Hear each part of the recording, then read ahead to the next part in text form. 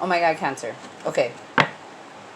This is my third attempt to do your October video. We have some cards already on the board because, like I said, this is my third attempt at trying to do your October video. So, I'm going to try to grab this spread out again and see what it is that Spirit is trying to tell you, because there was twice that the video completely just stopped.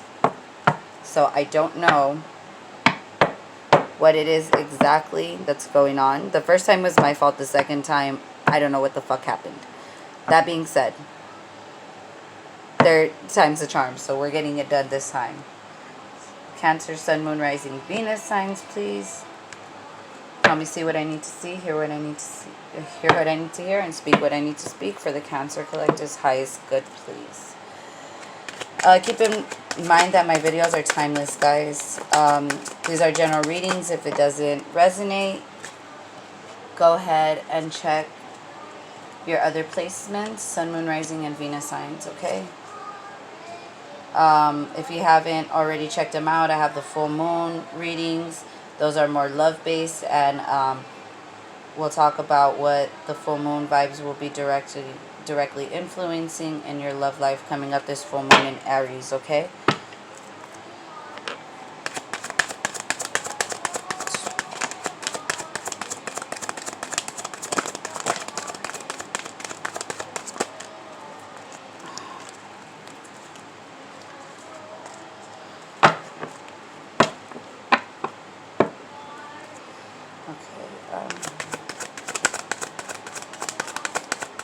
We're using the Mystical Magnet Tarot for October, guys. We're going to be using this spread for October, and then we're going to be using a same deck, different spread for the mid-month check-in, okay? Alright. So over here we have the overall challenges and underlining influences. We have we're all a little mad here, and law is not justice, rules that are not fair. This is talking about having to embrace everybody's individualities, including yourselves. And then law is not justice talks to me about justice in tarot. That's the Libra energy. Major Arcana talks about karma.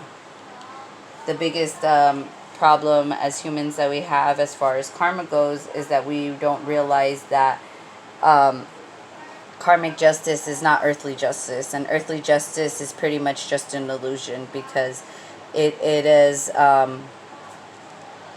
do you say it? It's too biased. It's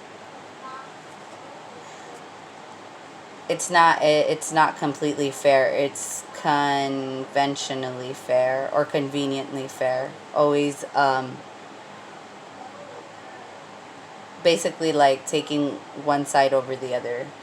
As in karma, like the universe doesn't care. Like, this is what you did, this is what this person did, this was your reaction, this was their reaction, this is your consequences for your reaction, this is your consequences for your reaction, and call it a day.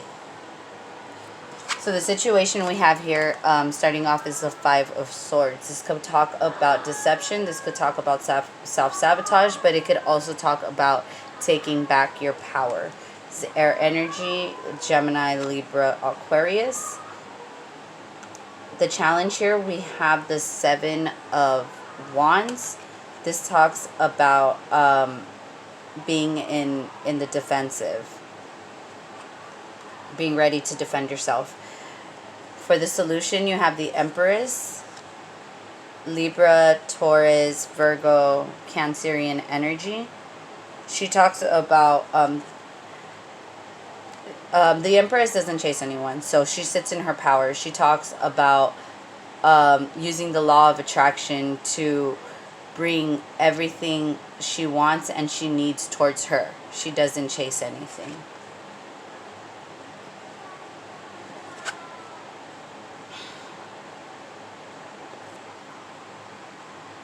For the hidden influences, we have the Five of Pentacles. This is Taurus energy. This talks about feeling abandoned. In a love reading, though, this is also neutral. So whoever is feeling this, whether it's you or your person, somebody is definitely feeling left out in the cold. And with Irama, Wonder Voyage, Crossing Deep Waters, Journey of the Soul, yearning, longing for someone, undesired separation, pinning. And we also have the Crane Bag, Sacred Ocean Medicine, Clutter, Declutter, and Choice. This is also,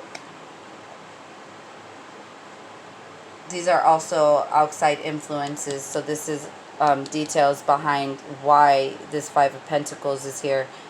Because either you or your person you guys are either yearning for each other or yearning for someone else. And there's a choice that needs to be made here. For the outcome, you have the Sun and the King of Wands. Very strong Leo energy. The King of Wands talks about standing in your power and going after what is rightfully yours. And to me, if this is your energy, Cancer, then you're going straight for your happiness. Like, basically going after that. Okay, yeah, so you have strong Leo representative here. You could also have just Leo in your chart. Let's start clarifying. Why is the Five of Swords here for this situation? We have the Two of Swords, no communication. With the Seven of Wands and the Two of Swords, it's very obvious that there's probably either no communication between this King of Wands or this Empress, or you're embodying this Empress energy so that you don't speak to this King of Wands.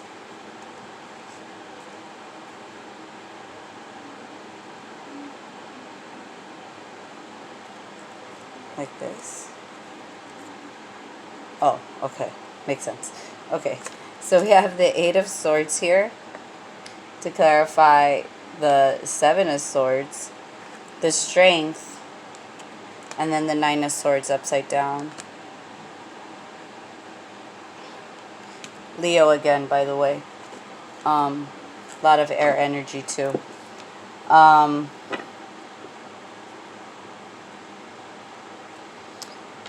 Basically, the faster we let go of this defensive and mind entangling energy, like get out of this self-sabotaging and like mental fuck type of energy, you gain the strength to hold yourself back from reacting in certain ways, and you gain the strength to really fall into this Empress energy and hold on and stay at your throne and don't chase anything or anyone. You're going to notice that your sleepless nights are going to kind of just slowly slip away, because with Strength and the Empress here, that strong law of attraction I feel going on. And in doing so, you'll probably go ahead and either A, attract this King of Wands towards you, towards this happiness that you're trying to gain, or this is what you're trying to attract over to yourself. Okay. Why is the King of Wands here with the Sun?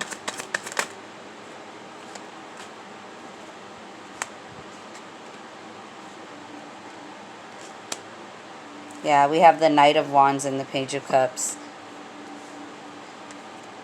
You want this person to rush in. This fire energy here, whoever it is, this King of Swords, Knight of Wands energy. This person could be really wishy-washy, really in and out of your life, constantly coming in with apologies, constantly coming in with like um, little tokens of like, oh, I'm sorry, but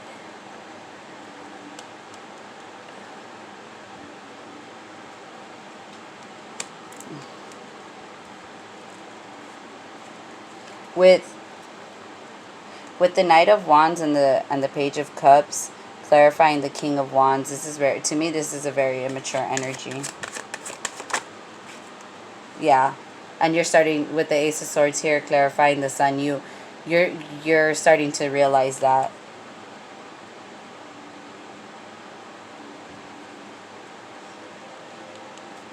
Yeah. This person, it could very well be that the decision you're making here is to walk away. To walk away from this really fucking immature, wishy-washy energy here that comes and goes just as fast, leaves just as fast as he comes in with these small bullshit tokens of apology, but you're starting to see right through that. You're cutting that shit out of your fucking life. Yeah. Okay. So we have number 32, memories, lessons learned, choices made. Memory is the diary that we all carry about with us. Oscar Wilde. A woman closes her eyes as she contemplates treasured memories from the past. She releases to the world all the details of her thoughts and feelings, successes and failures, good times and bad.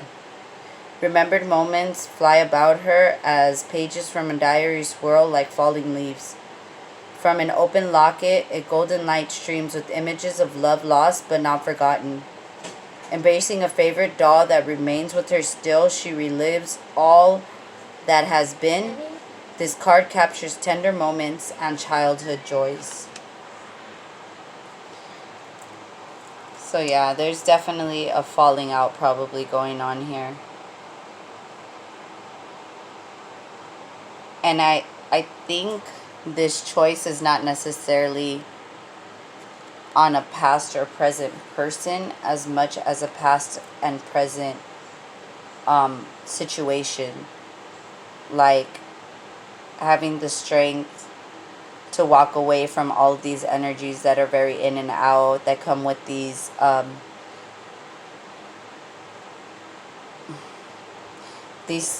gestures, these small gestures of apologies that are really not even a real I'm sorry.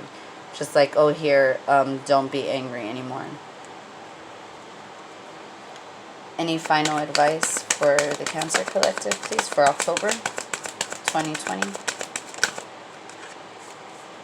We have, when I accept the love of the universe as my primary teacher, I will always be guided back to the light.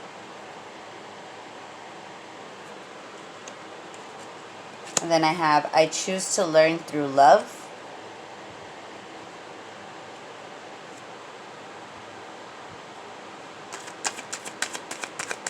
One more. And my fearless freedom lights up the world. Yeah, the universe has your back on whatever it is that you're walking away from. Just remember that whatever you are walking away from, that's to keep in good graces. Nobody wants to be angry with something that they once loved. And that being said, knowing that you once loved it, you should embrace it in that same form, in that same loving sense, even as you let it go. Because once upon a time, there was a love that was great there. And just because it did not come into full fruition, or just because it didn't become what you imagined, or what your person imagined, and even if it all fell apart to complete shit, you guys don't be mad at yourselves for taking the risk, because all love in the world take risk. Not just love for a significant other, love for friends, love for family, love for yourself. It all has to do with sacrifices. It all has to do with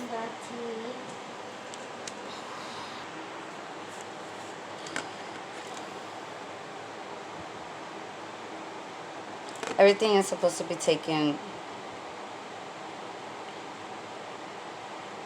How do you say this? Like, instead of anger and bitterness and everything, you're supposed to release that. Why are you supposed to release that? Because at some point, this was something you loved, this was something you desired, this was something you dreamed about, and it didn't come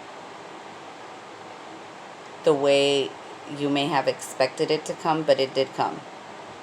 This is why free will is such a big thing here in, in this world. Because it really isn't just, all relationships are not one-sided. All relationships are two-sided for a reason, because it takes two. So if it was built together, it was built together. If it was destroyed together, it was destroyed together. But just know that it was done in a oneness, in a decision that was made in unity for the highest good of all. You remember that, and you don't have to worry about guilt. Okay, Cancer, I hope this helped. I hope this was a message you were meant to receive, because it was really hard getting this message out in general. But, yeah, I'll see you guys for the mid-month check-in. Thank you. Bye.